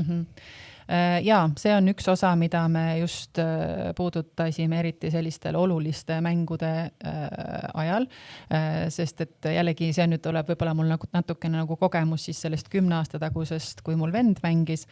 See oli päris hea kool. Ja, just. Ja siis ma ütlengi, et siis ma nagu ei osanud kõrvalt nagu, ma ei osanud selliseid nagu soovitusi anda, aga praegu näiteks üks ütleme, oluline aspekt ongi, et selliste nagu oluliste mängude eel tegelikult lülitada kogu see ümberringi olev müra välja, sest et lõppkokkuvõttes see tegelikult panebki jälle sulle need seemned mulda, ehk et need mõtted, mis sulle nagu läbi selle pähe tulevad, hakkavadki lõppkokkuvõttes jällegi mõjutama, eks ju, su emotsiooni, ehk et mida rohkem nagu teadlikult valida, mida sa siis nagu ütleme endale ligi lased, seda paremini saadki sa jällegi oma mõtteid ise juhtida ja seeläbi ka endal sellist nagu olulist seisundit ise esile tuua. Aga kuidas mängija, kui jällegi võtame need treeneri kommentaarid, kas siis võtame Rikbergi näite või ükskõik millise näitega korvpallist, mängija ju ka loeb, mida treener tema kohta ütleb või mis meedias tema kohta nagu kostub, et kuidas mängija sellistel hetkedel nagu kained pead suudab säilitada, kui treener midagi tema kohta niimoodi avalikult ütleb. Tänapäeval on see ülikeeruline ju tegelikult seda nagu müra välja lülitada, et piisab sellest, et sa võtad telefoni kätte, paned neti. Kas või ema-isaga rääkides, isegi sealt ju kostub tegelikult läbi, või sa peadki ütlema emale-isale, et räägime niisama, ärme räägi spordist või? No see nüüd, eks ju, sõltub. Kui nüüd ma olen ka seda näiteks öelnud, et kui nüüd ütleme, kui me nüüd räägime, eks ju, nagu mängu järgselt ja ütleme, see mäng on möödas, siin nüüd jälle sõltub, eks ju, et kas mul on nüüd vahepeal, kas see on mingi pikem turniir, eks ju, et kas siin on nüüd palju see mängude vahe on, eks ju, et ma ütleks jällegi, et nagu kõige olulisem on see, et kuhu sina oma energia nagu annad, millele sa oma energia annad, millele sa oma fookuse paned. Ehk et esiteks, kui see on, ütleme, midagi, mis nagu praegusel hetkel nagu ütleme, siin tegelikult ütleme, nagu sinu jaoks midagi ei muuda. Ehk et kui see info sel hetkel nagu pigem teeb nagu ütleme mängijale kahju, siis ma olen ka öelnud seda, et kui sul on vaja nagu enda jaoks nagu sellest meediamullist ennast välja lülitada, siis ütledki oma lähedastele ka, et annadki teada, et praegu oma fookus on sellel, et kuidas ma tahan ise nii-öelda seda sooritust teha, mis olekus ma tahan olla, ehk et praegu ärge palun mulle nagu jagage, eks. Sest et tihti on ka see, et sa saadki tegelikult valida, et mis on sinu jaoks nagu hetkel kõige tähtsam. Ja siis ongi see koht, eks ju, et kas see konkreetne väljaütlemine on sellel hetkel sulle olulisem kui see, et sa seadistad ennast niimoodi, et sa lähed ja teed soorituse vastavalt enda võimetele. Sest et ma ei ütle ka seda, et nagu nendest olukordadest, eks ju, peaks siis nagu pea liiva alla peitma ja nendega nagu mitte tegelema, eriti kui ta ongi siis nagu avalikult välja öeldud. Aga sa peadki nagu suutma, nagu ma ütlesin, eks ju, su mõistus peab olema tugevam kui su emotsioonid. Eks? Sest et kui sinu kohta on midagi avalikult välja öeldud, siis emotsiooni pealt me tahame jälle minna reageerima. Eks? Aga see ongi see koht, kus sa saad nagu treenida, eks ju, jällegi seda, et kuhu mina oma fookuse ja energia annan ja siis ma tegelen sellega siis, kui on minu jaoks parem aeg ja meediaga tegelikult nagu sellisteks nagu kriisiolukordade lahendamiseks on tegelikult spetsialistid olemas. Meil just hiljuti oli siis selle Entrepreneursi grupiga üks sarnane koolitus, mida ma siis aitasin korraldada just olukordadeks, kui on nagu mingisugused meedia selles mõttes nagu kommunikatsiooni sellised case'id. Aga selline küsimus ka, et nüüd see on nagu natuke tehnilisemat laadi, me oleme siin rääkinud mõtteviisidest, aga milline näiteks, kui sina oled võistkonna juurde palgatud või sina oled võistkonna juures, siis milline näeb üldse nagu sinu töörutiin võistkonna juures välja? Et kuidas sa tegutsed? Ma olen praegu tegutsen tegelikult siis naiste jalgpallikoondise juures ja see on praegu siis minu jaoks nagu kõige suurem tiim sellisel kujul, kellega ma tegelen ja meil ongi nagu seal erinevad lähenemised. Ehk et ma taaskord alustan sellest, et me ei saa teha, ütleme seda nagu kellegile niimoodi peale sunnitud kohustuslikuks selliseks nagu peale sunnitult. Mis juhtuks, kui te teeksite? No inimesel lihtsalt tekib tõrge. Tal tekib tõrge ja tegelikult ta ei võta seda vastu. Nüüd, mida saab teha, eks ju, ja mida me oleme ka jalgpallis teinud, ongi see, et meil nagu säiliks selline ikkagi mingi ühine osa, et ongi see, et meil on nagu trennieelne nagu selline üks nagu ühistegevus. Ja siin ongi tegelikult nagu just see peamine, et loomulikult alati ma küsin mängijate tagasisidet ja siin ongi, ütleme just nagu tiimispordi puhul tihti tegelikult tiimimängijad on ka nagu harjunud ka sellega, et mingid asjad nagu ongi nagu selliseks nagu ühistegevuseks. Et ma olen osa tiimist, täpselt nii nagu, eks ju, me teeme koos soojendust, see ongi lihtsalt sinna toodud sisse nagu sellise ühe osana meie ettevalmistusest. Ja siis loomulikult sinna juurde tulevadki üks-ühe vestlused, mis ongi jällegi vabatahtlikud ja siis on ka lisaks meil selline ühine nagu õhtune grupi coaching, mis eelkõige tegelikult aitabki just mängijatel teadlikult seada endale trennieelseid fookuseesmärke, sest et see on ka üks asi, mis aitab tegelikult just selle mängueelse pingega nagu tegeleda, et kui sa õpid sellelt tulemuselt fookuse viima nendele väikestele protsessi eesmärkidele, mida sa enda jaoks sead, mis ongi sinu kontrolli all. Et see aitabki sul siis ka selle mängu pingega paremini toime tulla. Ühesõnaga suur, kus mure või siis ütleme, kus asjad lähevad valesti teinekord on see, et alateadlikult hakatakse keskenduma resultaadile, mitte sooritusele. Just. Ja see on üks peamisi põhjusi, mis tegelikult tekitabki sellist pinget ja ärevust. Ja sellepärast ma jõuangi tagasi selle sama nagu tehnika juurde, mis aitab sul treenida seda hetkes olemist, sest et meie mõtted kõige rohkem tahavadki olla selles, mis juba oli, eks ju, sa hakkad kerima seda, et ei näed, et ma tegin seda või teist või mis iganes, eks ju, sa ei saa midagi muuta. See olukord oli, eks. Mängu olukorras sul ongi vaja mõelda nii, mis ma järgmisena saan teistmoodi teha, kuidas ma saan praegu ennast sellest emotsioonist välja tõmmata, et ma saaksin nüüd kohe väljakul minna ja midagi teistmoodi teha, eks. Või siis, kui su mõte on sellel, eks ju, et sa vaatad nii-öelda, mis su ümber toimub, sa vaatad seda tablood ja sul on mõte on tegelikult sellel, mida veel ei ole olnud. Ja see tekitabki samamoodi sinus pinget, ärevust, aga seda hetke veel ei ole käes, sest mäng on praegu alles siin, eks. Ehk et sellepärast ongi see flow state'i nagu treenimine üks kõige olulisemaid oskusi, et sa oskad just kõige rohkem nagu selles olemasolevas hetkes olla. Aga räägime lõpetuseks kuulsast meenest ka. See oli esimene kord ajaloos siis kuulajatele ka taustaks, et kui saatekülaline tuli ja näitas meile, mida ta meile tõi, küsis, mis see on, siis me kahe peale reaalselt, me väga lähedale ei jõudnudki. Ja ühesõnaga, et enam-vähem saime aru, et see on midagi seotud sinu erialaga. Sa ütlesid ka meile seda.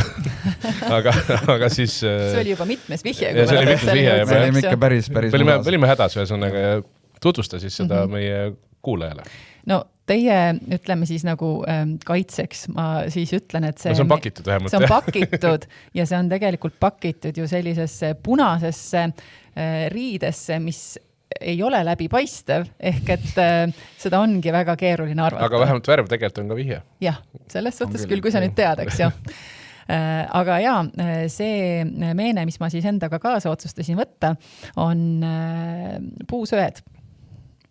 Ja need puusööd on pärit Tony Robbinsi seminarilt, ehk et Tony Robbins, nagu ma siis eelnevalt selgitasin, on võib-olla siis korvpallipublikule kõige paremini võiks seda nagu kirjeldada nagu ütleme siis sellise mõttemuskli treenimise maailma mastaabi Michael Jordan, kes on siis koostööd teinud alates Bill Clintonist, Princess Diana kuni Golden State Warriorsideni ja Serena Williams ja kõik, kes sinna vahele veel jäävad. Mul tuli praegu küsimus, et kas kui korvpallis on nagu see debatt, et Jordan või LeBron, kas mõttemuskli maailmas on ka nagu tegelikult mingi LeBron ka olemas juba, kelle puhul osad ütlevad, tegelikult on tema parem juba. Kindlasti, seal on ju muideks tead mis või? No. Mulle on siin Eestis isegi öeldud, et justkui, et ma oleksin nagu Eesti naisversioon Tony Robbinsist, nii et nagu väga äge, eks ju. Et see oli kindlasti kompliment, aga okei, nali naljaks. Aga tõepoolest siis Tony Robbinsil on siis seminarid, kuhu tulevad kokku 10 000 inimesed üle maailma ja mina osalesin siis esimest korda sellel seminaril paar aastat tagasi ja üks osa siis lisaks sellele, et sa jällegi õpid, kuidas ennast paremini juhtida, kuidas nagu enda sellist nagu olekut, seisundit paremini nagu treenida, on üks selline väljakutse, on siis sütelkõnd. Ja kuna ma olen hiljem ka olnud paar korda vabatahtlik sellel samal üritusel, siis ma olen näinud ka seda telgitagust, et kuidas see päriselt siis käib, ongi see, et päeva alguses süüdatakse sinna üks hiiglaslik lõke, kus põletatakse puitu. Ja siis õhtu lõpuks osalejate üks ülesanne ongi siis nendel sellest hõukuvatest sütest üle kõndida. Ja miks me seda teeme? Kindlasti ei ole see siuke mingisugune barbecue üritus, eks ju, kus vaadatakse, et kes nagu rohkem, eks ju, varbaid ära kõrvatab. Vaid see eesmärk tegelikult just nagu on hästi palju seotud siis tänase sellise saate võib-olla põhimõttega, mida ma nagu tahaks edasi anda, et eelnevalt, kui me sinna süte peale kõndima läheme, tehakse meiega mentaalne, visuaalne ettevalmistus. Ehk et see kestab umbkaudu tund aega. Kuidas me seda protsessi endale visualiseerime, kuidas me seda harjutame, ehk et see on tegelikult üks osa ka sellest mõttemuskli treeningust, kuidas sa saad visualiseerimise kaudu oma aju tegelikult treenida tegema seda, mida sa tahad, et ta teeks. Ja kui meil on see protsess siis nagu mentaalselt läbi harjutatud, siis, ja harjutatud ka just seda, et kui ma selle otsuse vastu võtan, kui ma sinna nii-öelda selle esimese sammu teen, siis esiteks ma ei vaata maha, sest et nii kui sa vaatad maha, kus su fookus läheb, sinna su energia läheb ja tegelikult see on see oht, kus sa võid ennast kõrvetada. Ehk et pilk on sul üleval ja teine asi, et sa otsustad ära ja siis sa lihtsalt lähed. Sest kuidas see võimalik on puht füüsiliselt, ongi sellepärast, et need söed on kuskil 500 kraadi kanti. Ehk kui sa sinna nagu päriselt jääd seisma, siis on pahandus. Aga see nii-öelda süsi, iseenesest puidus süsi väidetavalt, siis see soojus võtab nagu on aeglasemalt, eks ju, nagu liigub edasi versus näiteks metall. Ehk et see on nagu üks põhjus, miks on võimalik füüsiliselt seda teha. Ja teine ongi puhtalt see, et sa oled ise ennast pannud sellisesse olekusse, et sa oled täiesti kindel, et nüüd ma kõnnin siit üle, nüüd ma enam endas ei kahtle, siis lähed teed selle ära. Aga sa peadki kõndima näiteks, mitte jooksma? Ei, joosta ei tohi, sest et joostes on jälle see oht, eks ju, me võime koperdada, eriti kui sul on nagu, pinge sees, kui sa nagu päriselt vaatadki, et sa näed, sest et seal on olnud ka olukordi, kus siis nagu ütleme, kuna inimesi, eks on tõesti, ütleme selline 10-13 000, et see võtab nagu kaua aega, siis aeg-ajalt öeldaksegi nii stopp, siis tuuakse käruga jälle nagu see värske süsiselt lõkkest uuesti nagu sinna rajale, kühveldatakse see sinna ette ja siis sa näed, kuidas nagu teinekord need nagu päriselt sul nagu hõõguvad, eks ju ka, et üldjuhul on nad sellised hallideks. Nii, sa 3 korda sa oled ära teinud siis? Ja mis su tallad teevad siis finišis nii-öelda?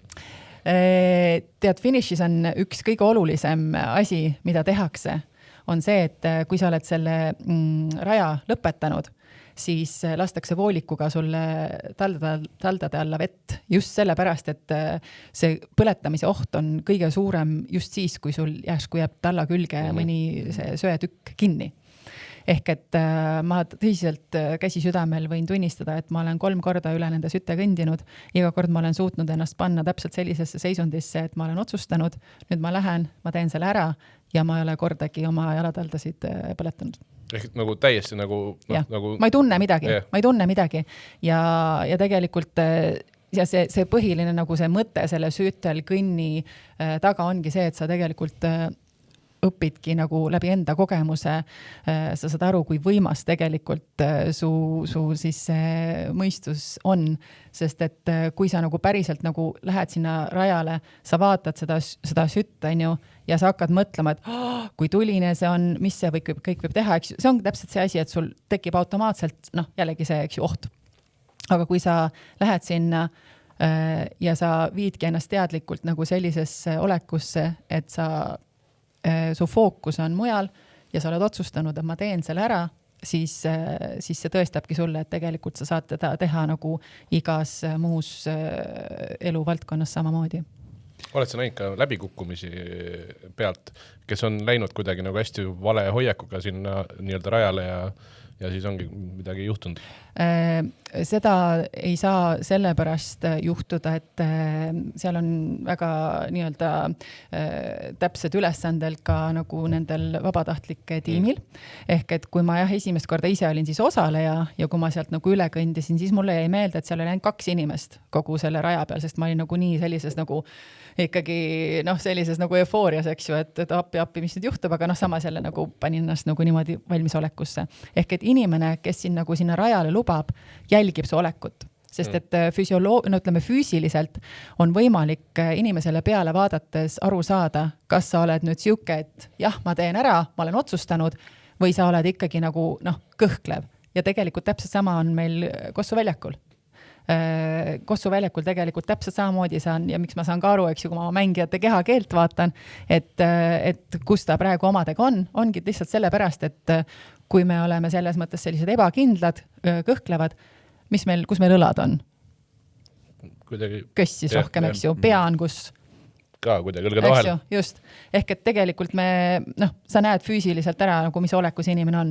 Ei ole alfa väljaku veel. Jah, just. Aga nii pea, kui sa tegelikult ajad nagu selja sirgeks, teedki selle otsuse ära, et siis tegelikult lastaksi sind seal nagu sütte peal alles nagu kõndima. Sest et nagu, kui nähakse ära, et sa oled kõhklev, siis sind ei lastagi, sest siis on nagu see päris reaalne, eks ju, et sa kõrvetad ära ennast. No vot, väga põnev. Mõtlesin just, et Alar Varrak tõi meile kunagi grilltangid. Nüüd me saime sütt.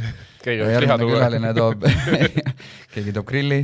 Et väga põnev. Ja siis äkki suvel näeme Käärikul, kuidas järsku Kossu kondis laotab sütt maha seal ja teevad äkki selle teevad selle ka läbi. Kaugel sa oled sellest, et sa hakkaksid Eestis seda tegema? Eesti Michael Jordan omas vallas? No, miks mitte, see on päris hea eesmärk, et miks mitte seda hakata sinna poole liikuma? Üks küsimus on veel. Mõtleks, et ma kahetseks hiljem, kui ma ei küsi. Ikkagi nagu rääkides natukene arbetitest. Kui palju sa oma vennaga oled 1-1 teinud ja kes on pigem võitnud? Tead, sellega on täpselt selline lugu, et ma mängisin väga julgelt temaga 1-1 seni kaua, kuni ma 1 aasta tulin Ameerikast suveks koju ja kui ta lennujaamas mulle vastu tuli, siis ta oli mul sõbrannade taga nagu seisis nagu nende selja taga ja mõtlesin, mis paganama tooli peal ta seisab. Et miks ta nagu selle tooli peale ronis, et ja siis kui ma lõpuks nagu teda kallistama jõudsin, siis ma saan aru, et ta must pikemaks kasvanud. Ja umbes sellel ajal siis me selle 1-1 mängimisega lõpetasime. Kuskil siis selle sajandi alguses? Umbes nii. Aga 40 aastat pole mänginud siis enam? Ei, tegelikult eks me ikka suvilas lastega ju koos mängime ja et seal meil ikkagi on ju korv on hoovis ja seal me ikka mängime, et võib-olla siis jah, mitte nii tõsiselt 1-1 just, eks ju, aga erinevaid viskevõistlusi ikka teeme, jah. Aga lõpetuseks võib-olla mida siis sooviksid Eesti korvpallikoondisele järgmiseks aknaks näiteks või üldse Eesti mängijatele? Loomulikult ma soovin neile eelkõige seda, et nad leiaksid tegelikult endas üles need õnnestumised, sest et nad on ju kõik tegelikult õnnestunud, muidu nad ei olekski Eesti koondises. Ja mida rohkem nad mõtlevad selle peale, mida nad tahavad, mõtlevad nende õnnestumiste peale, seda rohkem tegelikult nad hakkavad ka oma fookust suunama sellele, mis on see, mida nad tahavad, et nende aju teeks ja tegelikult kui nad panevadki oma fookuse sinna, siis ma arvan, et sealt nagu oskustes ei ole asi, ma ütleks siis niimoodi. Olgu, väga ilus mõte siia lõppu. Nõus. Aitäh, tore, Tiit, sind ka jälle näha, tore, et me oleme tagasi ree peal ja loodetavasti siis edaspidi teeme saateid jälle natukene väiksema intervalliga. Jah, nõus. Andis oodata, aga siit läheme suure pauguga hooga edasi. edasi. Aitäh sulle ka, Gerdu! aitäh! Rünnaku lõpuni on 10 sekundit, see on meie võimalus nüüd, me oleme seda mängu korra juhtuni.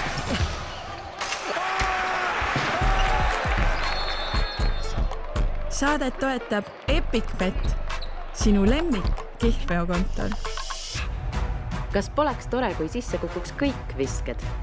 5. veerandajal tabab märki iga öeldud sõna.